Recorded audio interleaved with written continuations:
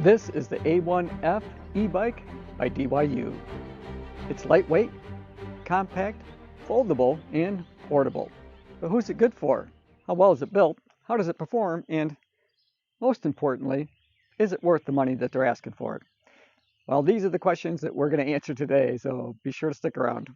Hey everybody, I'm Tim and I post videos all of the time, usually running videos.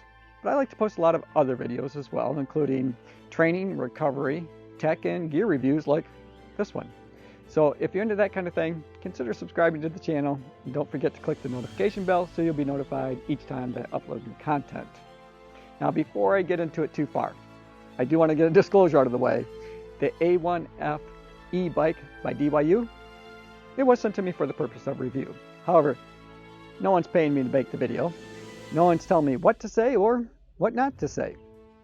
Now, if at any point in time during this video, you might want to pick one of these up for yourself or maybe just learn a little bit more about them, I'll put a link in the description below that'll take you right to them on their product web page. Now, unpacking and setup, well, that was pretty easy. It doesn't require any special tools. It only took a couple of minutes.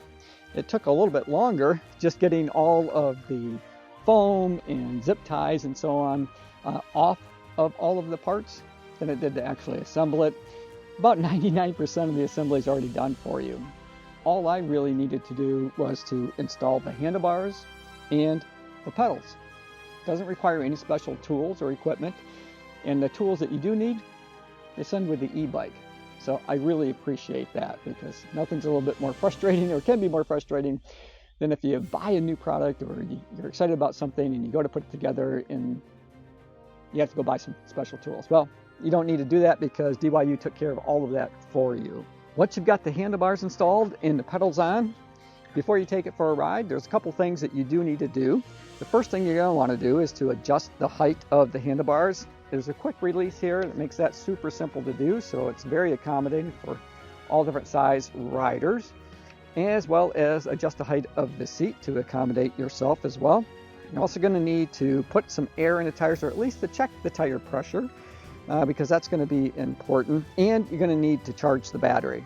Now, to go from 0 to a full charge, it takes about 4 hours. Mine did have a charge in it already. It took about 2 hours for me to top the battery off before I took it out for my first ride. To start the motor, but you have an instrument panel that's located on the left-hand side of the handlebars. It's super simple to use. It's just a 3-button interface, and there's a center button that's marked with an M. I'm going to say that's for motor, could be for mode. But you're going to press that M button, and it's going to turn on the motor.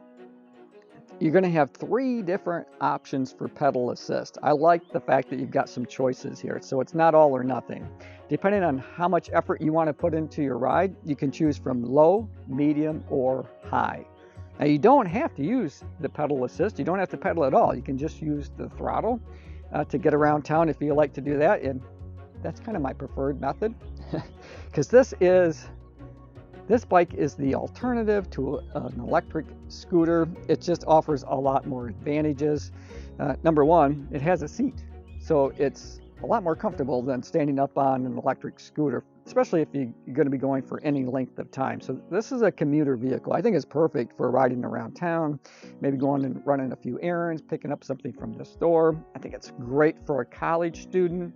You've got lots of storage. It includes a basket up here at the front if you want to put some grocery items in that, for example, but this basket comes off easily. So if you don't like the looks of the basket, that's fine too, but I have found it convenient. You know, you can store things in there.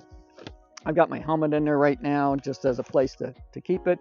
But then you also have a rear rack back here that I think is perfect for boxes. You know, if you're going to pick up some packages from the post office, you've got a place to store that and to travel with it safely as well. So I do like the storage options. And again, that's something that I really think that this bike offers as an advantage over an electric scooter. And in no small part, another big advantage is that if you were to run out of battery life, you have a way to get home still because you can pedal. You don't on a scooter, you'd end up pushing it. You got the electric control panel that's over here. Also on the control panel, speaking of battery life, is a battery indicator. So that's going to let you know how much battery life you have left, so that before you go out, if you want to ride it on maybe a bigger trip, you might want to check that to make sure that you got enough battery to get you through. So that's really super convenient. I do appreciate having that. Now you also can turn on your front headlight with this instrument control panel. It does come with a safety light located up here in the front, and then there is a light in the back. Now this is not a brake light, it's simply a safety light. The light that's located in the back is a separate battery powered unit. So you do need to turn this on manually before you go out for a ride. But if you want to turn on the front headlight, all you have to do is long press that M button that's located in the center of that instrument control panel, and that's going to turn on your front light for you. The lithium-ion battery is located within the bike frame, so it's not something you're going to be able to change out. And then it has a 250-watt brushless DC motor that's located in the hub of the rear wheel. That gives you plenty of power to be able to get you around at the places you want to go. So speaking of that, you're going to be able to go up to 15.5 miles an hour on this bike. That's what it's rated for, and I think I got that. Obviously, some of that's going to be dependent upon the type of road or surfaces that you're riding on. I think the size of the rider might play a bit of a role in that as well. Just as a frame of reference, I weigh about 135 pounds. I'm about 5'7", and this bike is super accommodating for me. Now, DYU does not recommend that anyone under the age of 16 ride this bike. So it is made for adults. So in spite of its size being so compact and portable, it is made for adults. It is made for adults, and it does an absolutely terrific job of getting me around town. So I have a lot of fun on this little e-bike by DYU. As far as weight capacity goes, it will accommodate riders up to 165 pounds. Now, in terms of how long you're going to be able to ride this bike, you can go for right around 19 miles if you're using just the throttle alone. So if you're not assisting at all with the pedals, but you can double that if you're using pedal assist to get up right around 37 miles that you can travel on this A1F e-bike. And I think that's pretty accurate. When I was buzzing around town here, I did feel like I was getting up to speed right around that 15.5 miles an hour that they are indicating that it does do. So I think that's pretty accurate. But again, I think some of that depends on where you're riding. 250 watts is a lot of power, plenty of power for a bike this size, especially for a commuter bike. This bike does have an IP54 rating, so it's not waterproof, but if you splash a little here or there, you should be fine with that. It does fold up really easily. It only weighs 46 pounds, so this, as I mentioned, is pretty lightweight. Now, to fold it up, you're going to want to remove the basket up front if you have it. If you have the basket on, the basket comes off really easily. As you can see, it's just got Velcro. It's got a couple of hooks here that latches up on the handlebars, and that's it. So you can set that off to the side. So if you can travel without this, I think it actually looks better without it. But the basket is definitely very, very practical. So I'm glad that they included it. But from a personal standpoint, in terms of looks, I kind of like the way that it looks without it. Okay, so to fold it up, super simple to do, and the kit's so small you can pretty much pack it away anywhere in the trunk of your car. You can put it in your dorm room, in your bedroom, in your house, in your garage, wherever. It's not going to take up a lot of space. I usually like to start by just flipping the kickstand up that's located on the back side of the bicycle. Now you can lower the handlebars if you like, but you don't have to. You can omit that step.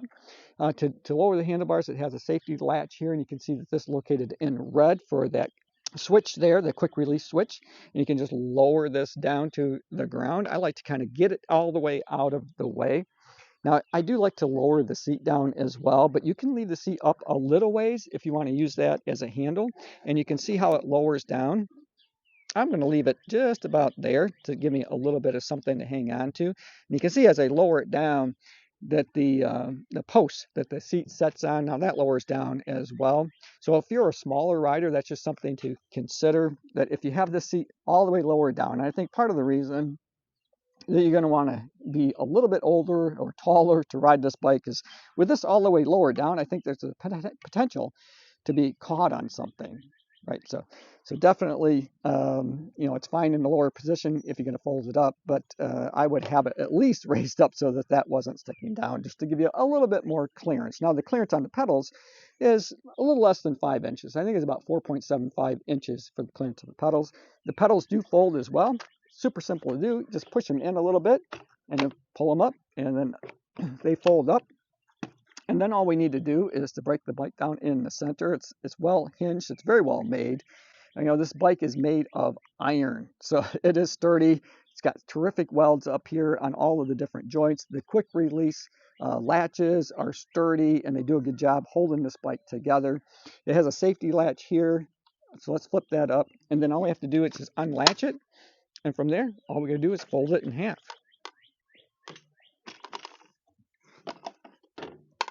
And then that is it.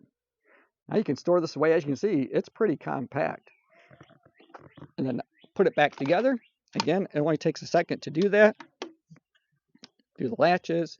Now here, I used to like to put this kickstand back down just to make it a little bit easier as I reassemble the bike, so to speak, or unfold it, expand it back out again. Oh, then we'll lift the handles up, slide the safety switch back into place.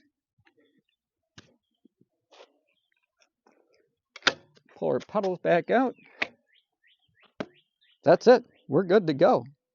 Now the throttle is a lever throttle. That's located on the right-hand side of the bike. It does come with disc brakes, both front and rear.